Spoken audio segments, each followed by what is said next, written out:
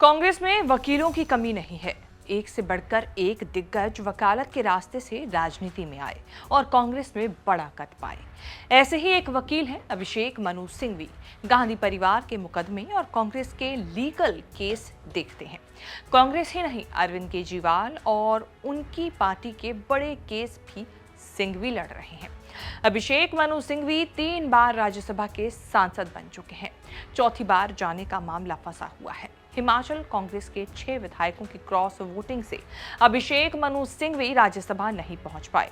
Congress high command ने ठान ली है कि गांधी परिवार की वफादारी का इनाम देना है। अभिषेक मनु सिंघवी को राज्यसभा भेजने के लिए नई कोशिश शुरू हुई है। इस बार तेलंगाना के सीएम रेवंत रेड्डी को जिम्मेदारी मिली हुई है सिंघवी को राज्यसभा पहुंचाने का मिशन पूरा करने की। रेवंत रेड्डी ने ऐसा प्लान बनाया जिससे पक्का हो रहा है कि सिंघवी तेलंगाना से राज्यसभा पहुंचेंगे। 3 जून को केसीआर के बेहद करीबी नेता रहे केशव राव बीआरएस छोड़कर कांग्रेस में लौटे। केशव राव को 2020 में केसीआर ने राज्यसभा सांसद बनाया था। उनका कार्यकाल करीब 2 साल बचा हुआ था। वो चाहते तो 2026 तक सांसद बने रह सकते थे, लेकिन उन्होंने कांग्रेस ज्वाइन करने के लिए राज्यसभा से इस्तीफा दे दिया। तेलंगाना से राज्यसभा की एक सीट खाली हो गई। कहा जा रहा है कि तेलंगाना से अभिषेक मनु सिंघवी को भिजवाने के लिए केशव राव से राज्यसभा सीट खाली कराई गई। अगर सिंघवी खाली सीट से चुनाव लड़ेंगे तो उनका जीतना पक्का है। सुनने में ये भी आ रहा है कि पार्टी चाहती थी कि फरवरी में राज्यसभा चुनाव जीतने वाले अनिल यादव इस्तीफा देकर सिंघवी के लिए सीट खाली करें। हालांकि तेलंगाना कांग्रेस के कई सीनियर नेता हनुमंत राव, जीवन रेड्डी, जेना रेड्डी, गीता रेड्डी भी राज्यसभा के दावेदार माने जा रहे हैं। रेवंत रेड्डी ने ऐसे गेम प्लान बनाया कि सब खुश भी हो गए और किसी का कोई नुकसान भी नहीं हुआ।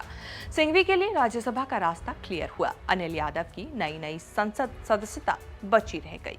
केशव राव की कांग्रेस में दोबारा एंट्री हो गई। उन्हें तेलंगाना सरकार में सलाहकार बनाकर कैबिनेट रैंक दे दिया गया है। अगर सिंघवी केशव राव वाली सीट पर उम्मीदवार बने तो उनका कार्यकाल 2026 तक होगा। सोनिया गांधी अब लोकसभा चुनाव नहीं लड़ेंगी। उन्हें पार्टी ने राज्यसभा में भेजा है।